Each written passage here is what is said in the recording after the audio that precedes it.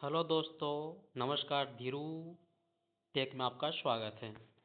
मैं बता दूं कि अभी अभी बीएड का फर्स्ट राउंड का काउंसलिंग 17 तारीख को शाम 4 बजे तक समाप्त हो गई है।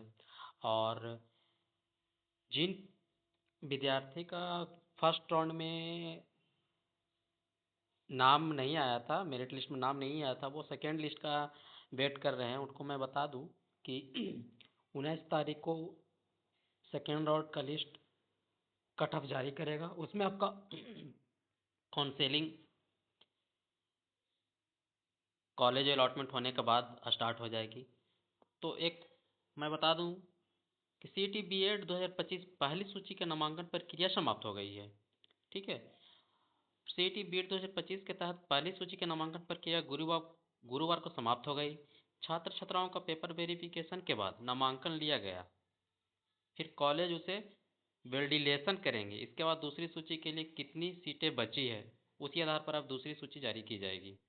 37,100 सीटों के लिए 36,898 छात्र छात्राओं की सूची जारी की गई थी। ठीक है। यानी कि 37,100 सीटों के लिए 36,898 छात्र छात्राओं की सूची जारी की गई थी। नामांकन की अंतिम तिथि 15 जुलाई थी, जिसे बढ़ाकर 17 जुलाई तक किया गया था।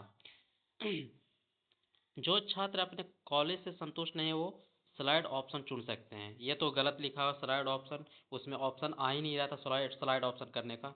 ये तो सरासर झूठ इसमें लिखा गया है। तो चाहे तो मिस प्रिंट बोलिए या फिर उसमें ऑप्शन ही नहीं आ रहा था, इसमें गलत लिखा हुआ है। सीटें खाली रहने पर दूसरी सूची में उन्हें स्थान दिया जाएगा। इसके बाद भी अगर सीटें अगर खाली रहती है, अगर मतलब सेकेंड राउंड के बाद भी अगर सीट खाली रहती है कॉलेजों में, उस मतलब ललित नारायण मिथिला यूनिवर्सिटी के तहत उस बताया जाएगा कि इस कॉलेज में इतना सीट खाली है। और उस सीट खाली जब रहेगी, उसके बाद थर्ड राउंड के लिए लिस्ट जारी किया जाएगा, उसका काउंसलिंग जारी किया जाएगा। अगर सीटें खाली रहेंगी तब अगली सूची जारी की जाएगी। अगस्त में हर हाल में सत्र को शुरू कर दिया जाएगा। आने वाला अगस्त में, मतलब ये 25-27 जो बीएड का जो सेशन है वो अगस्त तक, मतलब उस सत्र को शुरू कर दी जाएगी। अगस्त में हर हाल में सत्र को शुरू कर दी जाएगी। स्पॉट राउंड होगा या नहीं, इस पर अभी कोई निर्णय नहीं है। मतलब पहले ललित नारायण मिथिला यूनिवर्सिटी के तहत बताया गया था कि मतलब स्पॉट में सीट अगर खाली रहते तो स्पॉट राउंड में भी एडमिशन छात्रों को होती थी, लेकिन इस बार ऐसा नहीं है।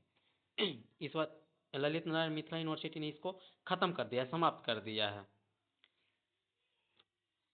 फिर भी विश्वविद्यालय इसकी घोषणा के बारे में सोचेगी। तो मैं बता दूं कि अगर 19 तारीख को मैं फिर न्यू अपडेट लेकर के आऊँगा और मैं बताऊंगा कि सेकेंड राउंड में, सेकेंड मेरिट लिस्ट में किनका किनका कितना कट ऑफ आएगा, किनको मिल सकता है, कितने नंबर का स्टूडेंटों को इसमें एडमिशन हो सकता है, किनको सेमी गवर्नमेंट स्कूल मिलती है, किनको गवर्नमेंट स्कूल मिलती है, और किनका प्राइवेट कॉलेज मिलती है। जिनका नंबर 55, 60, 70 प्लस है, उनका मतलब कॉलेज अलॉट होने की संभावना ज़्यादा है। तो मिलते हैं फिर अगले वीडियो में। धन्यवाद।